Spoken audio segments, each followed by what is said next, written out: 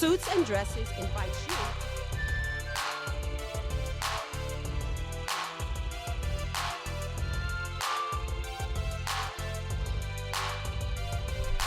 You can follow us on Facebook, Real Family Talk. You can follow us on Twitter, Real Family Talk. Hello. Welcome to another edition of Real Family Talk. This is your host, Jay Real. I hope everybody's having a great Tuesday evening. Whoa, I got a little hoarse there. But as always, I'm doing really well. Myself, had a great day down at the office, as they say. And I'm sure this evening is going to be even better. Every evening on Real Family Talk makes the night just go a little bit smoother, in my opinion. We got Jeremy's in the building joining us tonight. How you doing, Jeremy? I'm good. How y'all doing out there? Doing all right, brother. Doing all right. I'm going to let her get settled, and then once she sits down, I'll let her say hello to the family. But Miss Monica's in the building here, too, tonight. And, of course, we always appreciate when Miss Monica stops by. Tonight, man, we're gonna talk about some like hot news stories that are going on tonight. There's one big one happening out in Arizona, and I'd be remiss not to try and reach out to the family here at WOKB and get your perspective on this story out of Arizona, and we'll get there in a moment.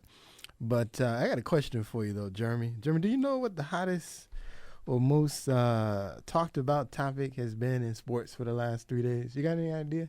The last 3 days? Yeah, last 3 days.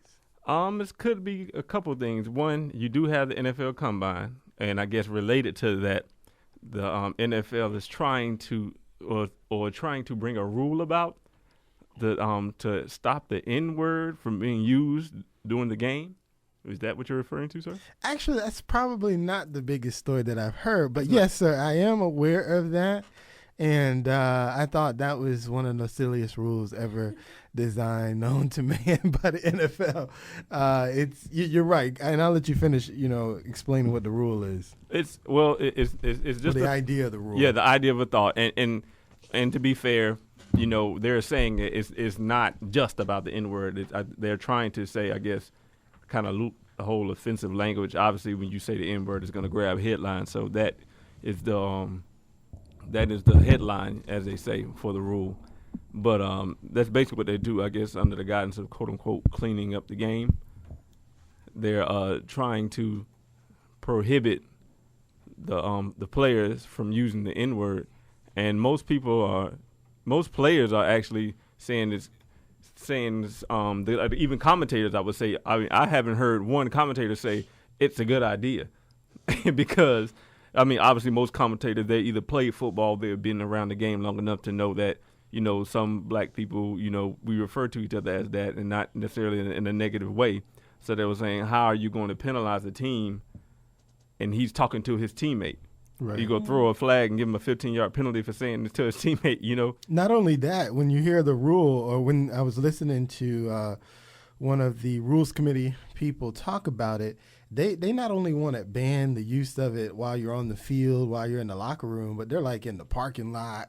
It's like you're trying to prevent these players from ever using the word in the vicinity of an NFL facility. Right. And it's like, really? You're going to police the use of negative language in an NFL facility? While I get there should be some rules in place, but to create a rule and then to attach some type of fine or penalty towards the use of it, it's like, really?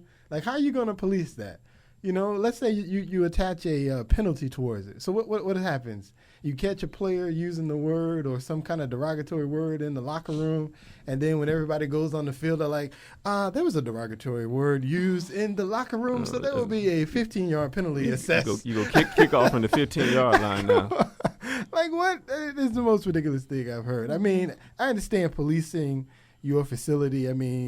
Jobs across America, while there's no rule about using the word, it's at least understood. It's not language that's appropriate in the workplace, right? But But again, even if you do say it, there's no fine attached to it. There's not necessarily a penalty attached, certainly depending on the context of your conversation, which is where I think they are going overboard in reacting to the Ted Wells report about the Richie Incognito and Jonathan Martin situation. That, they kind of, everybody looked at it and were like, wow, they were doing all that in the locker room? Yeah, they were doing all that in the locker room. And have been for a long time. And have been for a long time. And it isn't even as surprising so much as it is, for people who I don't know if people really thought that NFL locker rooms were these warm and fuzzy places that, they hugged. And I don't know what they thought. Sang kumbaya. They sang kumbaya in the locker room and everything. I don't know what people thought. But these are men, and like it or not, when men get together, men will say some crazy things to each other sometimes. Yeah, things they wouldn't say in front of their wives. Things they wouldn't say in front of their wives, in front of their bosses, grandmothers, exactly. So you're gonna get, obviously in this case, in that particular case, people got offended by it, but that's what they do. That's what men do. It's not surprising. It happens. Unfortunately, someone got offended, and that's why it was made a big deal about. But it is what it is. And if they do pass this rule, they've made a lot of what I think are silly rules in the NFL in the last few years. But this will certainly go down in history as the silliest rule ever made by the NFL. This would be the one. This will definitely be the one. Miss Monica, you're sitting down now. How you doing, Miss Monica? I'm doing great. How are you doing? I'm doing all right, Miss Monica. I'm doing all right. No, sir, but that's not what I was talking about. The biggest story that they've been talking about at least for 3 days now. Perhaps today they kind of got off of it a little bit, but Jason Collins got he did play. I forgot about got a contract for the Brooklyn Nets. A 10-day contract. A 10-day contract. So it's official. The first gay player to sign with a professional team in America. How did I? Well, I can't say I didn't miss it. You didn't miss it. I just didn't it's think just it not was a big story. Yeah, I just. Which is the sarcasm that I was talking about. What I'm saying? I've been watching the story. combine the last 3 days. So come on. 4 days, I should say. Come on. I know there was a certain, media segment with him discussing why he decided to come out and how important that was for the NFL and some various other things about, the what happened afterwards and how much support he did or did not receive and various things like that. But I didn't hear about the contract. Yeah, he got a 10-day contract. It was crazy.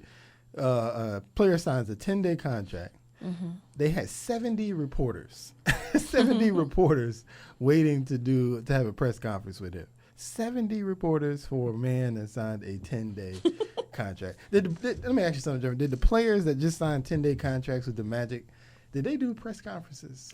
Just out of curiosity. Well, just to put it into perspective, the only reason I knew the Magic signed a couple players because I just happened to be reading the paper. And I mean, I don't necessarily glance at it every day, but I kind of one day I'll take the time out to glance through like the sports section from the last 2 or 3 days. And I just happened to realize, okay, the Magic signed a couple players. Yeah, they signed a couple. So just to put it in perspective, if you don't follow a team, you will have no idea that they have D-League players on their team. Exactly. Mm-hmm. But, it is what it is. Yeah, I it's get the it. news. It's the news. It's the media circus that we live in today. And that's what they do. They make mountains out of molehills. If you kind of seen, if you go see Anchorman 2, you kind of get that feel for the idea of making mountains out of molehills.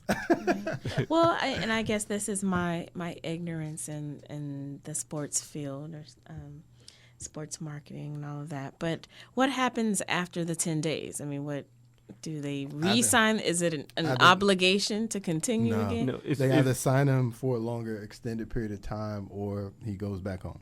Okay. It's basically when they sign you for a 10-day contract, it's kind of a tryout. Okay. So you can sign a 10-day contract. If they like what they see but they're not overly impressed, they might sign you to another 10-day contract. Okay. So then after that, then it's kind of like, okay, now Are we going to keep him around the rest of the year, or is he going back home? Right. Okay, so he can come to practice, and then they'll decide what they want to do. Yeah, it's pretty like much. he's hanging out for a week and a half. We'll figure out. Right. You know, I I mean, I was listening to Sports Center, and they were saying that he has a shot at making the team for the rest of the year because He's a big man. Yeah, because he is a big man and playing in the Eastern Conference. You're possibly going to have to go through Indiana, and they're going to need bodies to foul Roy Hibbert. So Yeah. He's a big guy. It's a very good chance. I mean, they're going to, I don't know what number. What number is the Brooklyn Nets? Are they in the top 8? yeah, they're in the playoffs. I think they're, I want to say 5 or 6. Okay. I don't watch basketball until the playoffs start. So There's something in there. But so they're probably going to the playoffs, like you said. Possibly slip into 7 or 8, which would be the bigger problem because then you're talking about playing Indiana, Miami in the first round. Right. So they're going to need that big body. He's about 7 feet tall. Okay. So he'll be able to go out there when the starters need a breather, catch them fouls for them, and then he'll come back on the bench. But yeah, it's the NFL. Big man in the NFL can usually ride a bench. NBA. NBA, I'm sorry, yeah. Big man in the NBA can usually ride a bench as long as he can control his faculties. Don't find out. But yeah, man, I just thought that was, again, I get the perspective, the media circus that we live in today, but really that was the biggest news story for the last 2-3 days. Come on, man. Yeah. It was a 10-day contract. After he's been sitting home all year. Yeah. But yeah, man, that's sports television for you, man. They will make a story out of anything if they can sell. We'll keep it moving here, man. A couple local things that I was reading about. Don't do a lot of local, but I was reading some local stuff the other day. Sanford, I was looking at John Micah. He's a Republican congressman for the state of Florida here. John Micah, he was doing a press conference about Sanford. Now, he had me at the beginning of the article, and then at the end of the article, that's when he just kind of lost me. What he was talking about is apparently in Sanford, the housing authority out there, according to him anyway, according to what he was talking about in the article, they were paying the office, the people who manage the housing authority, were going to be spending $1 million on operating expenses, he said, during the year. Now, his criticism of that was that there were only 6 families that were taking advantage of the public housing that the authority was governing. $1 million on operating expenses, 6 families that are receiving help. So I'm with you there. That seems kind of unbalanced, does it not? Mm-hmm. That seems kind of unbalanced. Just a little bit. Just a little bit. Just a little bit. But then he goes on, right? And he talks, he grandstands talking about what he could have done with that type of money. He could put families up in the Ritz-Carlton, he says, for that type of money, and made them a happy camper. Then he goes on, and this is where he begins to lose me. One of the other ideas that they had is they've been doing some demolishing out there, apparently. So they demolished 2 housing project type buildings already. And so one of the plans that they have is to rebuild on top of those some new housing projects. Mm-hmm. Now, here's where he lost me, because in talking about that, the thing that he thought to say was, the last thing we need is to build another ghetto. Really? They're going to bring brand new buildings up. Yes, they were more than likely to be occupied by low-income people, but really, the last thing we need to build is another ghetto? This is the kind of statement you're going to make in public? And nobody's supposed to question this? Really? Really? Well, that just shows that they just have no shame about their opinion about certain populations, certain people, certain situations. This isn't the first time. We've heard this a million times. It isn't the first time, but it's like when is the conversation going to change? Again, it's a brand new building that we're talking about. So to refer to it as a ghetto, at least after it's built, is really even more insulting. And that's not even to say that it's going to be mostly black families living in there, for that matter, right. Which I'm sure is his other back of the mind thought, which he is careful not to say. But yeah, it just kind of blows my mind that, you know, he would have the gall, not, you know, again, you know, it isn't surprising, but it's surprising, you know, that he'd had the gall to hold a press conference and boldly state and make these kinds of statements. It's the actual district is actually in Representative Corrine Brown out of Jacksonville. Everybody knows Corrine Brown. She also, she didn't attend his press conference, but she commented on the housing authority out there. And that was kind of one of her plans, is to put up some new housing, provide some jobs in the community, and hopefully, you know, get that money back into Sanford. Is our overall goal by building again in Sanford. So there is an alternative plan to that. To John Micah's point, his point that he's trying to make is he's a big small government guy. So he's trying to say that the private sector would better be able to use some of these funds in order to provide people with housing. And he threw out some of the typical speak that they use, you know, provide low-income families with vouchers and different things to help them be able to find a place to live. But it was just, to me, when I read the article, just the gall for him to say the last thing we need is another ghetto. It's like, come on, man. Come on. Somebody's going to vote this man back in the office. That's the even sadder part. Oh, of course. Seminole County. That is the even sadder part, is this man will be back in office to spew this kind of foolishness all over again. 407-894-1680. If you're interested, I found the article in the Sentinel, Orlando Sentinel. The title was called Micah Blasts Spending on Sanford Public Housing. Micah Blasts Spending on Sanford Public Housing was the article in the Orlando Sentinel. So, yeah, man, I saw that, and like I said, I just had to comment. I can't believe last thing we need is another ghetto. Man, vote you out. It's too bad I don't vote in Winter Park. That would be one vote right there.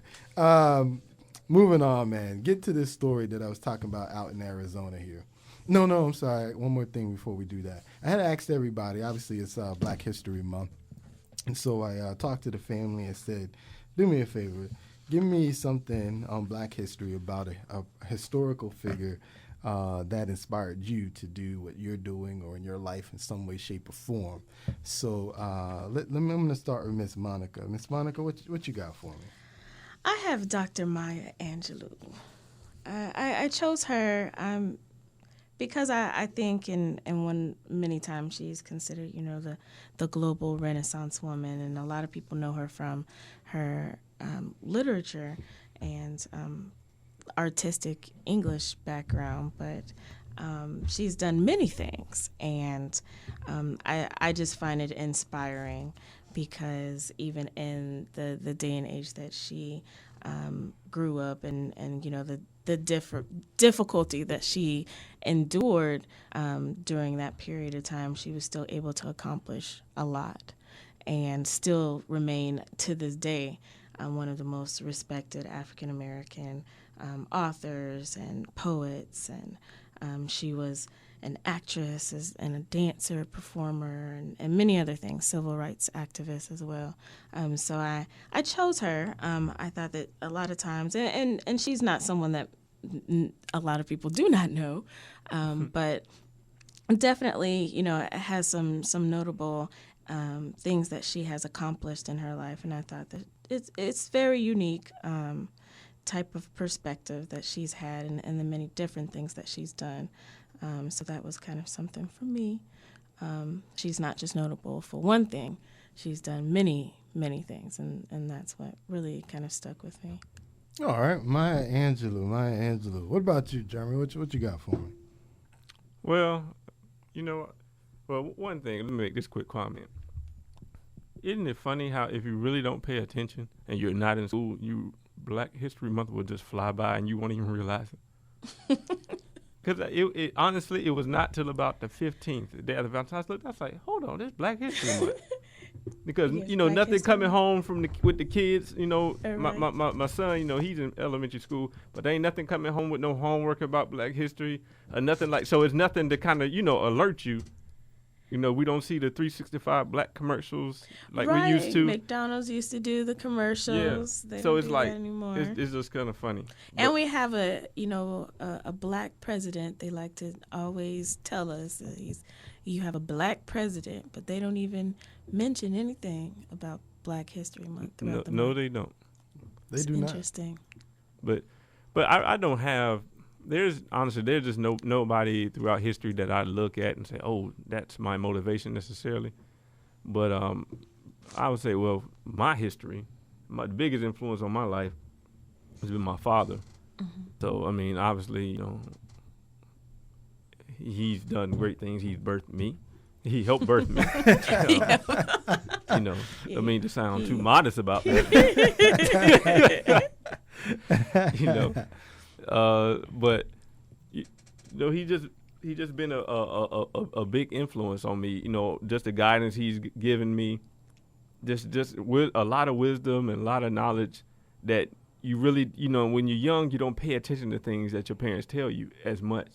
But the older I get, the more I hear his words ringing in my ear, the more people I come across, the more, well, I'm a supervisor at my job, so the more young guys I supervise, I realize like they are not getting the guidance that I got, you know, and it's just his influence has really just been, I can't even really describe it, how much it's really been on me. It's like I just hear all them phrases just ringing in my head. Use your mind. You know, like, well, what's wrong with you? You know, and I find myself repeating those same phrases at work. What's wrong with you? So it's really indescribable how much influence my father's been on my life. Mm-hmm. So that would be my person. You know, rest in peace to Jimmy B. Smith Sr. Both from Chicago, by way of Arkansas.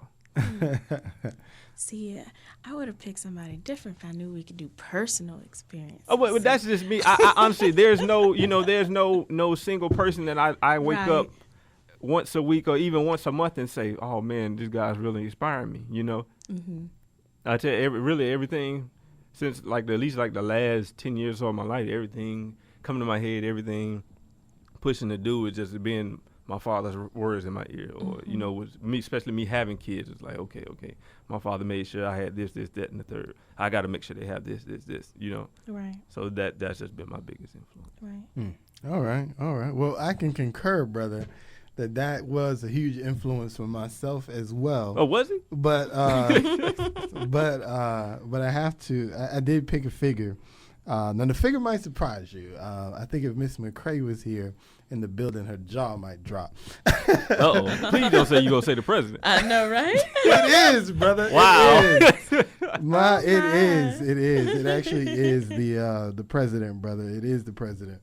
Would be the influence that the historical figure that I think at least currently is really influencing a lot of the things that I do. I mean, just thinking about this show in general, this whole show was inspired and created and thought of based on his election into office, or seeing him run to be elected into office. And then a lot of the themes that I do, just him as a person though as well, because one of the things that while I obviously, if you listen to the show at all, you know I disagree with most of his policies. Most? All. Most. But one thing I do appreciate about the president is his, for lack of a better word, his realness, if you will. He's very genuine. He was upfront and honest about who he was as a child. You know, most often when you hear politicians and they talk about their childhood, they only tell you the good stuff that they did. They tell you about the influences that their dad had on them, and they tell you about the things that they did. You know, I had a job since I was 9, and I've been working since I was 9 years old. But they're not honest about the mistakes that they made growing up, you know, and the president was upfront and honest about all of that, even before running for office. You know, he told you that, yeah, I used to do some cocaine, you know. He told you, yeah, I used to smoke marijuana. And then even, you know, and at least allowed the release, you know, a lot of times of the pictures and different things. You know, they talk about his Choon gang, as they called it. So clearly, if you know anything, if you smoked marijuana before, you know these were some real potheads. And he's obviously admitted that and owned it and upfront and honest about that situation, even his upbringing, and it's just that genuine nature that he brings across, which for me is something that I always try and bring as well. Is I try and be genuine with people as much as possible, and you know it is what it is. Maybe you like me based on that, maybe you don't, but I at least give you who I am, and then if you like it, you do, or you don't, whatever decision you make.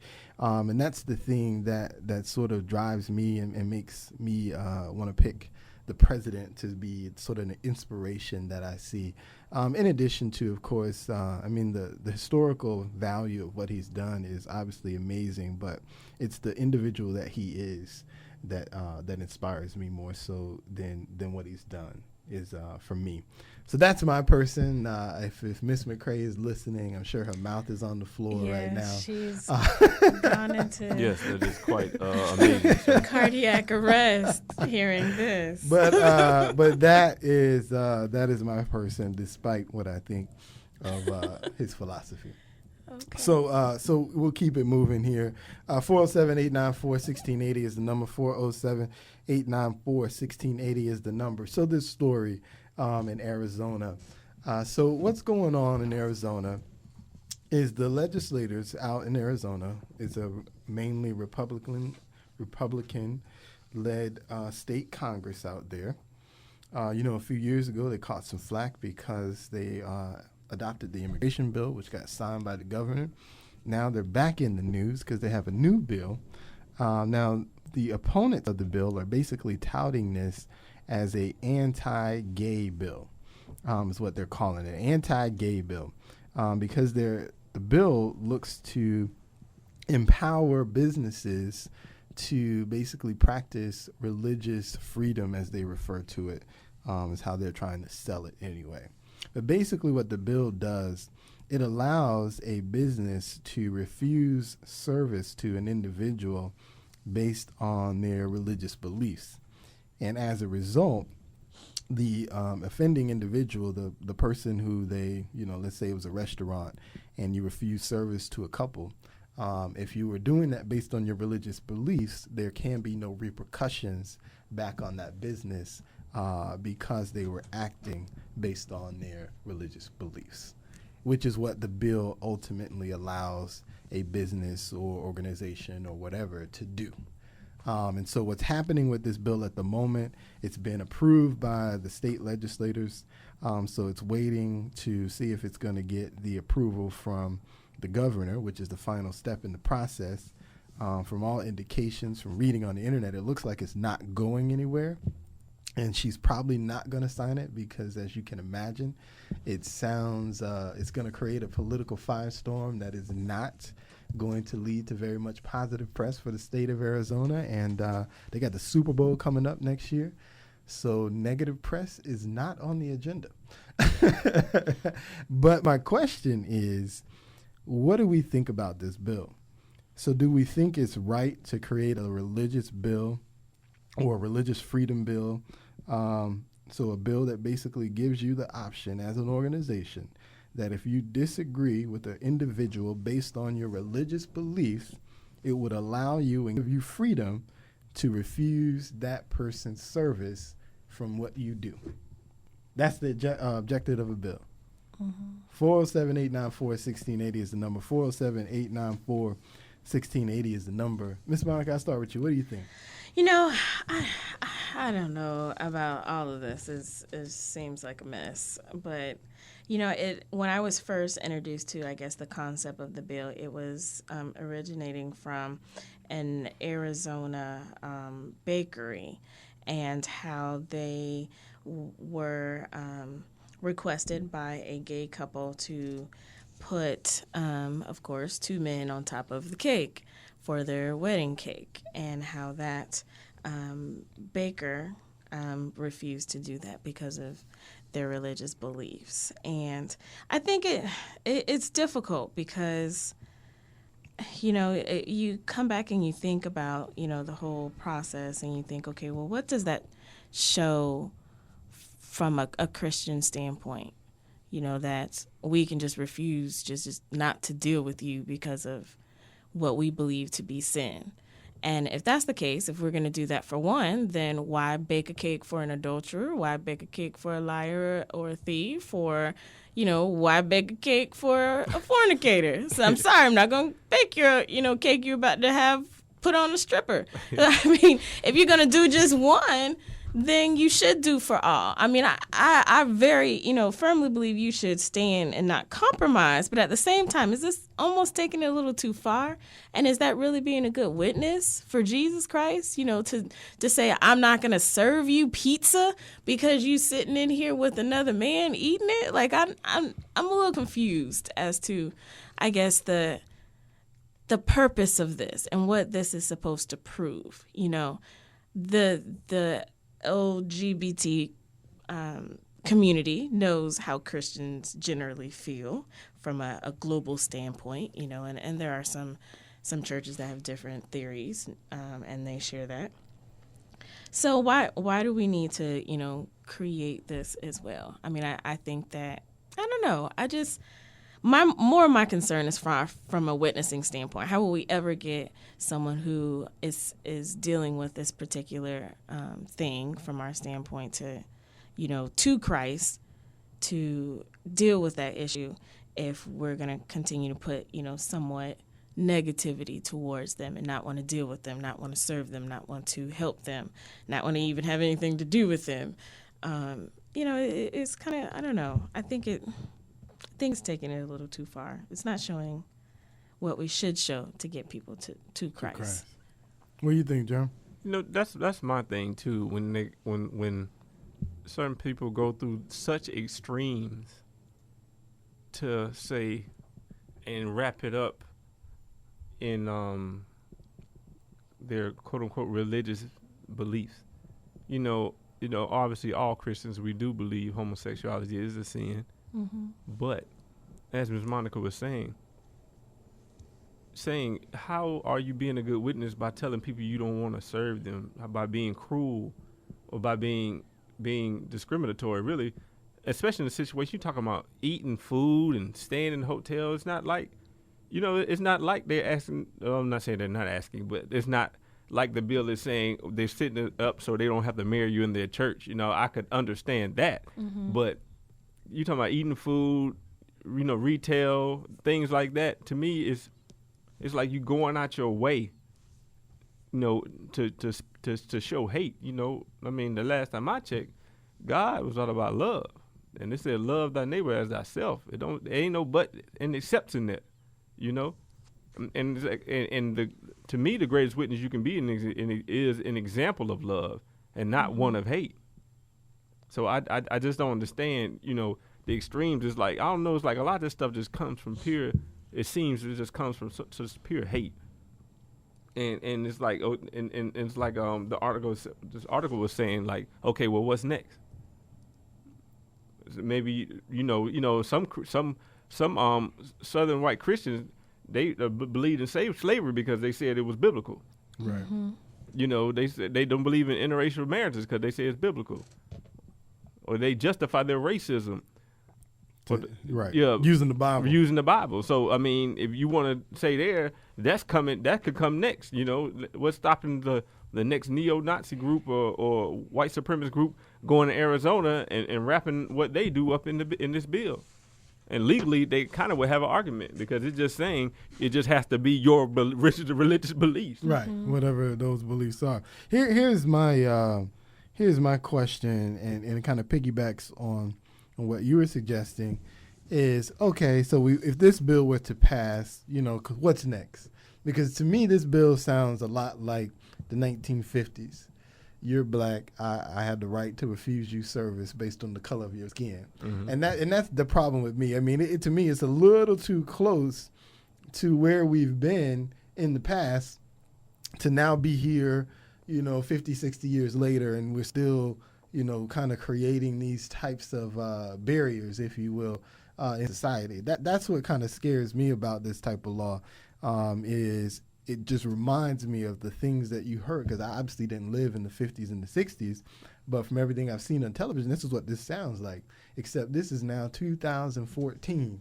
Right. We're having a conversation about refusing someone's service at your restaurant based on who they are or who they represent themselves to be, which is exactly what they did to black people in the 1950s, or, and earlier for that matter.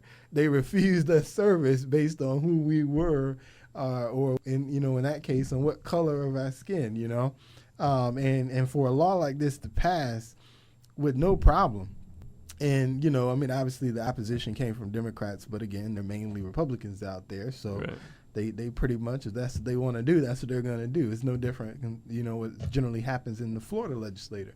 They're mainly Republicans here too. So it just scares me that the idea of where this goes next, because this is not the end. Right. This is the beginning. So where's the next step? Get this through. Right. And to give you history, so why does this even come to fruition? Like, what happened to make this come to fruition? Well, one of the cases that they state, these particular legislators who decided to vote for this, is there was a case in New Mexico where a photographer was trying to be hired by a couple to take pictures. That couple ended up being some type of gay couple. I don't know if it was men or women. They didn't really say that, but they were a gay couple. And the photographer basically said, I'm sorry, I can't shoot that wedding. So he refused to shoot their wedding. What did they do? This is America. Tell them what they did. They sued. They sued. They sued. And I'm assuming they must have won based on what happened here. But but they sued him and said that wasn't right for him to refuse them service. And so now here we go. Here's a bill now, that they want to create to, quote unquote, protect the citizens of Arizona from this type of behavior. So they don't want anybody who has a business to now get sued because they refuse to work with somebody based on their, quote unquote, religious beliefs. And in some of those positions, like the photographer, I could see where that makes that business owner feel like they are, and promoting that behavior because they're participating in it. And not only that, but why can't you just get another photographer? Right. It's silly. To me, now that's the other side of it. Now, on one side, you got a bill. It's coming from hate, to me, it seems. But then on the other side, to me, you got the situation where they say, okay, somebody just mess it up for everybody. Right. Just get another photographer. Right. It's not like all the photographers got together and said, we not shooting your wedding. Now, that's different. But to me, just get another photographer. To me, why even give them that publicity? Mm-hmm. Because now, how many gigs you think he got from these conservative people say, yeah, that's the one I want, because he will not shoot the homosexual wedding. Right. Or so you know how much money you just put in that guy's pocket? Well, not only that, people are probably touting the persecution that he's experiencing. Yeah, exactly. Based on the fact that he stood up for his religious beliefs. It's no different from when Chick-fil-A, and the owners of Chick-fil-A talked about their religious beliefs, and then, there was the boycott, but then there was also a spike in Chick-fil-A because people wanted to go there just to show that they supported Chick-fil-A. Yeah. So, it's the same concept. Right. And I haven't heard of Chick-fil-A saying, if you show up at the window and there's two guys in the front seat, we're not going to give you your sandwich. Nah, I bet they're going to take that money. They're going to take that money. So Mr. Filet is going to take the money. That $6 combo is going to be $12. No problem, sir. So, yeah, for sure. So it's, it's difficult all the way around, even in, the field of counseling or as an officiant or anything like that. It's difficult. I think you share, you try to share, look, this is who I am. If you still feel comfortable with this, you go right ahead, do whatever you feel is the most comfortable for you, legally, because, you don't want anything to happen. You can't just say no. And you pray and you just ask God to give you wisdom on how to handle those situations. But it does kind of mess it up for everybody and put you in a very awkward situation when someone wants to make you do their wedding or make you do that. That's so unnecessary. So unnecessary, right? And really, what I can't even imagine what they gain what they would gain from suing him. I mean, he's still not going to shoot your wedding. I know. So what, you just going to make him pay because he refuses to shoot your wedding? Like, I mean, what was the point of the even lawsuit in the first place? 407-894-1680 is the number. 407-894-1680. I want to know, is there anybody that thinks that there's some validation? That's what I want to know. Is there someone listening out there that thinks that there's some validation for having a bill like this in place? And again, what is the bill? Arizona lawmakers passed a bill which the gist of the bill is that it allows you to deny service to someone or people based on the idea that your religious beliefs would conflict with serving that person. That's the idea of the bill. It allows you to refuse service to someone based on the idea that your religious beliefs are contrary to whom that individual or what that individual might represent. Is there anybody that thinks there's some validity to this bill? Give me a call. 407-894-1680 is the number. 407-894-1680. Here's the scary part, and it's almost not even surprising that this particular state is also sort of trying to piggyback on this. But if you had to guess, pick a state that you think would piggyback on this. New York.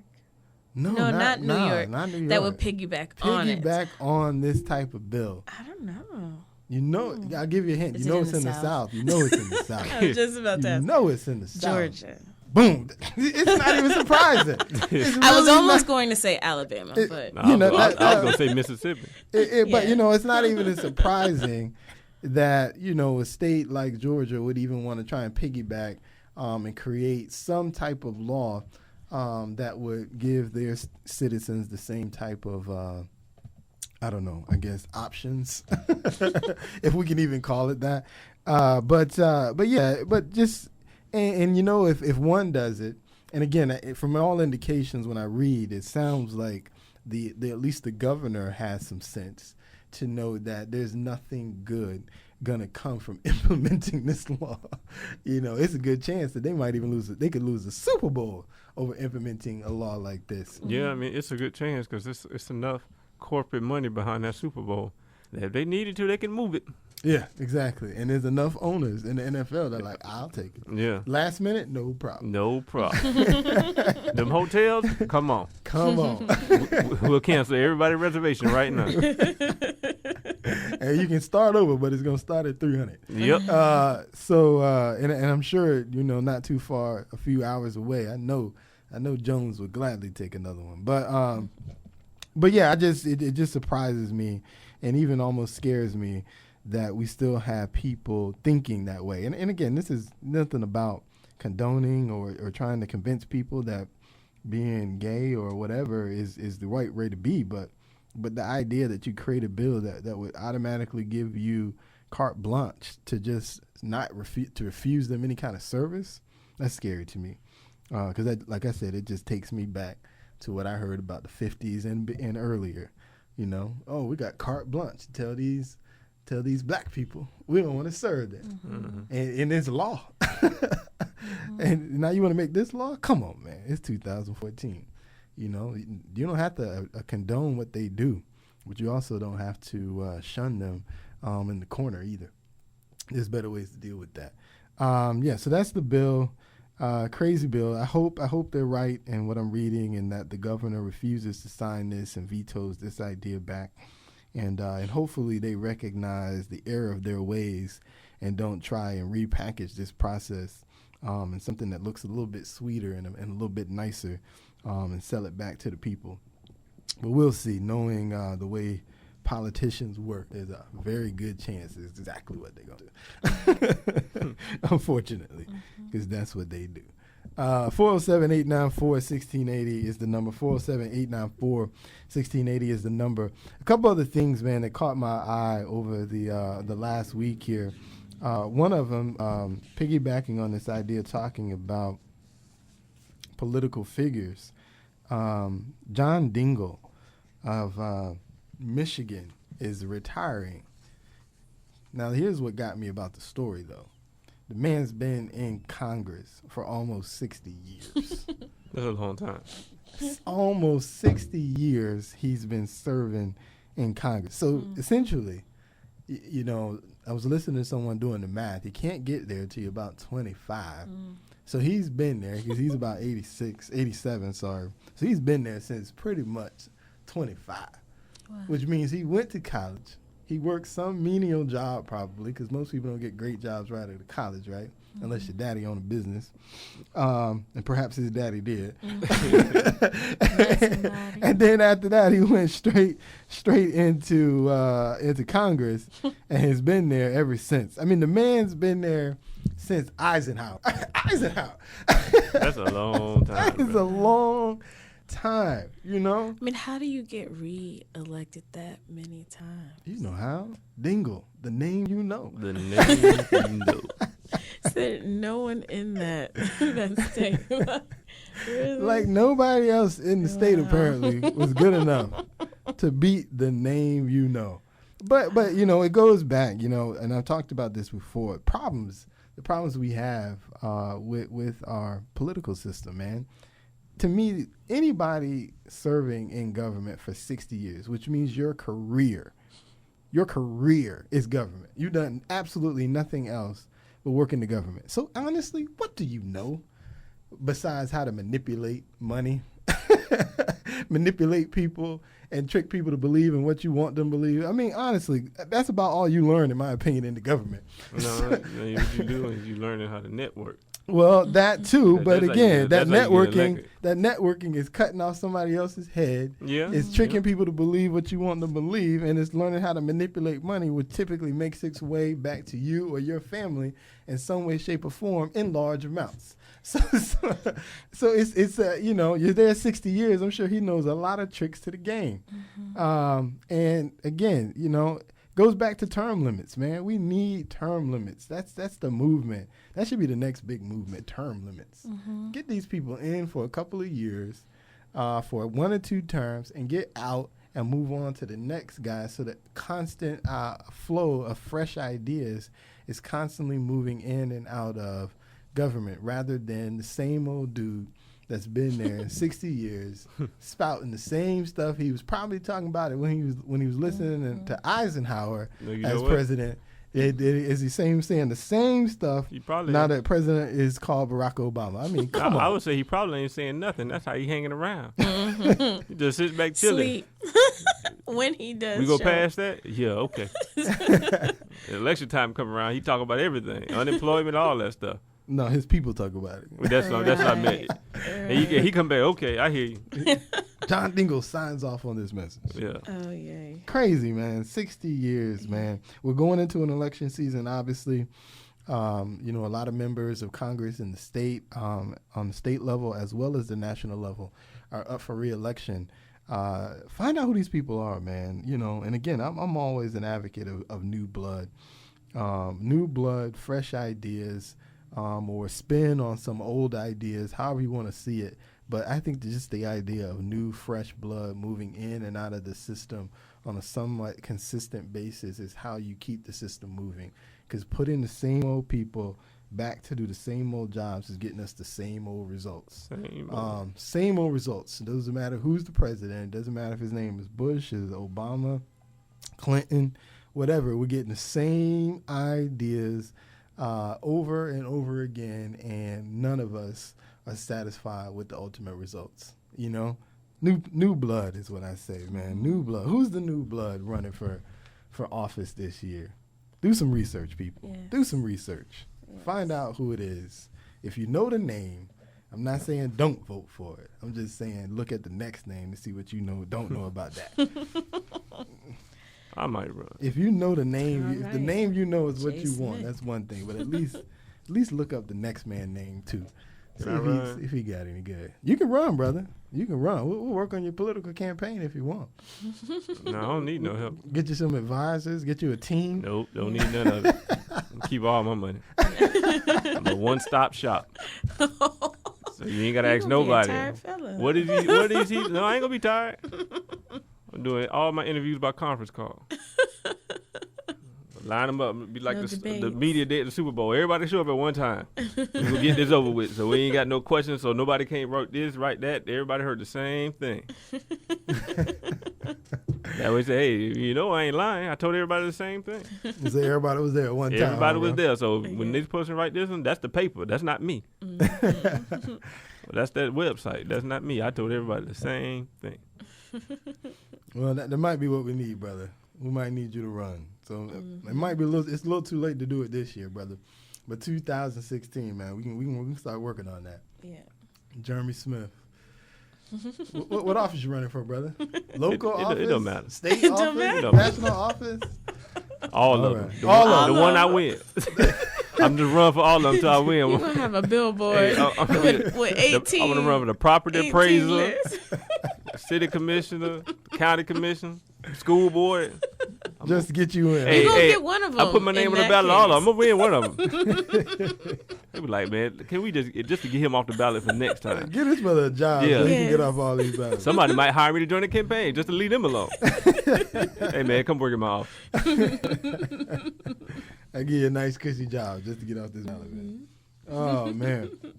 Yeah, so that was the story. The next one it brings it a little bit closer to home for me as a teacher myself, or at least at the moment working in education.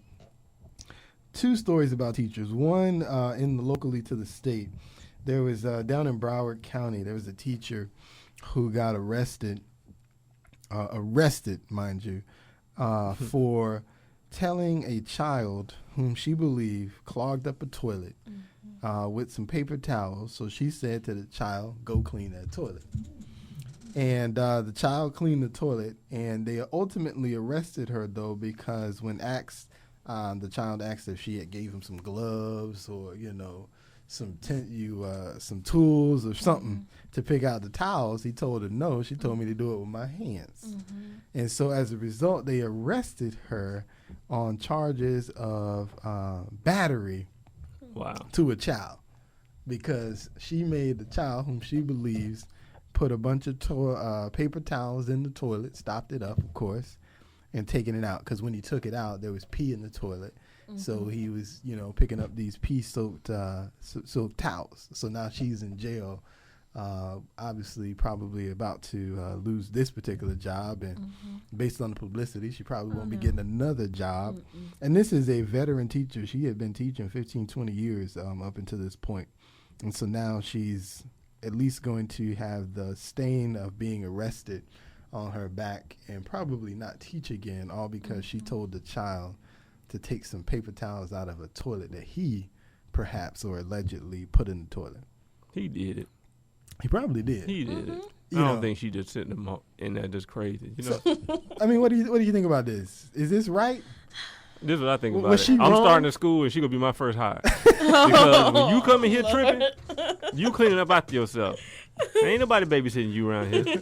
She should have gave him some gloves, though. Hey, I think why? Did he use gloves when he put the tissue Exactly. in there? Did he use gloves when he put the paper towels in there? I'm sure he did Still. not use no gloves when he put that paper No towels gloves. in there. Next time, hey, I bet you he won't put no more tissue in there. He sure won't put no more tissue in there. At least not You while can't- she around. You can't do those old school tactics no more. That's why that lady in jail now. Hey, oh That's well, the hey, problem, though. I'm moving to Arizona, but and in my school, because of my religious belief, we whoop tail. That's what we do. So you send your kid over here, ain't no paddles. We ain't using nothing but switches and extension cord. That's it. Oh, Lord, extension cords. Switches and extension cords. That's it. You must have had a parent sign a release I form know, right? Hey, when they enroll their child. Hey, no, we gonna have that contract. Once you pay your tuition, you automatically waive You your accept all right. risk. Your Yeah, child you accept accepts all everything risk. coming. So if he, like Bernie Mac said, if he come home with a lump on his head, because I took a hammer and I slapped the mess out of him. Oh, goodness gracious. I'm sorry, I man. digress. Sorry. I just had to say That's that. a shame, though. To me, it's a shame that, an act, which, again, to me was the act in and of itself is innocent, clean the paper towels out. Now, the fact that there was urine in there, I certainly understand some of that point of view, but, I mean, at the end of the day, it's urine. You're not going to catch, disease from urine, specifically. Maybe if you dip your hands in the urine and then and then you start sucking on your fingers, perhaps you might catch something. You know, but as long as you wash your hands, That's a little detail there, brother. I know. Well, if you wash think- your hands, you're gonna be all right. That urine ain't gonna kill Oh, you. God. You know what I'm No, saying? And then if it was no, that that's big of a deal, nasty, like I though. said, he shouldn't have put the paper towels in the toilet. He should have not been stuffing up the toilet with paper towels. Because I'm sure as he was stuffing paper towels in the toilet, he had to get a little bit of urine on his hands. So it was cool then. Yeah. But it was bad when she said something about taking it out. You see Now what we I'm got a saying? problem. Now it's a problem. I understand that. I do. But it's still, she should have gave him the proper things to take it out. She gave him the proper thing. The same Well, thing. no, it's what she didn't do to him. Is what she gave him the proper thing. I'm telling you, see that's what you know. And my mother keep telling me, Jeremy, need to teach you. That's the kind of stuff I can't deal with. You're not gonna come in here, clog up the toilet, and then go try to catch your attitude. And I tell you to go clean it. You clogged it. Well, I That's- guess what. Go ahead. I guess what the issue. I saw a little bit of the story on the news, and the little boy and the mother was saying that his hands were soaking with urine, and I guess they were still smelling that way when the mom got there. Well, apparently And- the school didn't put soap in their bathroom. Oh wow! But that's the school fault. That ain't her fault. Exactly. See, you need to talk to the school about that. Why don't you talk to the school about not having soap in the bathroom? That's what's unsanitary. Right. Exactly. And then the little boy was embarrassed, of course, because he got in trouble. That's neither here nor there. He got in trouble. And but- that's the way the school system is today. That's the problem. You can't embarrass children no more. Right. You can't embarrass them. If the child's feelings get hurt based on something you do, then you wrong. I've had my own little incidents. I was a middle school teacher locally. Won't call out the school, but locally, in the Orlando area, and one of my students, she was mad about her field trip assignment. She didn't appreciate being in that group. How dare you put me in that group? You need to move me now. No, middle school child, I do not need to move you now. That's not gonna happen. So what was her response? Swung her purse at me to attempt to hit me. Oh wow! I caught the purse. I didn't try and take the purse from her. Not my purse, but I want a purse. But I gave it back to her, you know what I'm saying? Let her know that there were some repercussions that were about to happen. Little did I know, later that day, though, sister principal called me to the office. Did you take that child's purse from her today? Yeah, she swung it at me. Oh, you can't do that. What? I can't. I'm supposed to take the hit. Right. You're going to That's swing it. the That's purse. what I'm I'm supposed to talking take the hit Yeah, and then you go are. call my principal and let him know that I just got hit by a middle school's purse. Yeah, and You you, know what can't I'm take saying? no day off. I can't take no. Come on now. I had to get written up. They removed the child. They removed her from the whole team at that point. Because, middle schools, you have teams. So she got to be removed from the whole team at that point. I mean, like, come on. It's this, anytime their little feelings get hurt, which is where the school system goes wrong, in my opinion, today. Yes, it does. And why we have so many wayward children, I think, in today's society. I mean, I think we had wayward children when we were growing up, but I don't think it was this bad. It just seems like everybody is wayward this way these days. But it's little things like that. One more real quick. The last teacher story was the one in New Jersey where a teacher is looking or potentially going to get fired because two little kindergartners were caught in the bathroom attempting to have what they referred to as sex. And so because she didn't catch them before they went in, now it's her fault that she got to get fired. Really? Come on, man. We need to wake up in America and realize these children, 5 years old talking about having sex, that's her fault. I know. Give me a break, man. This is J Real. We're signing off. This is WOKB 1680 AM, your urban empowerment station. We'll see you next week. Twitter, Real Family Talk, the website, RealFamilyTalk. WOKB, Winter Garden, Orlando. When I think of his goodness, all I can say